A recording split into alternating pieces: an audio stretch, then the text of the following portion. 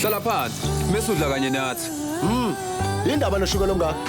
Buti, ngifaka ishukela ukuze kuzwakale. Izinto kumele uzenze kwakho lezo. Hayi la.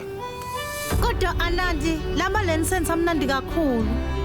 Ayimnandi lento. Singabheja ukuthi indlela ayiphatha ngayo emzini le. Ingakho nje eshiwe indoda yakhe. Ungakhulumi ngalendlela mangabe sidla. Le mali kumele ngabe iye kwimfundo yami. Wayisebenzisa ngomshado wakhe.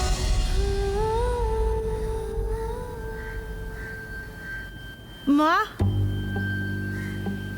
Intombazane mayishada isuke ingeke isakwazi ukuhlala kubo. Wena usuphatheka kabe nxa lento eshiwo umndeni namhlanje.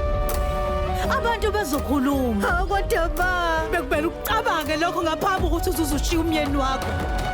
Abantu bazothini?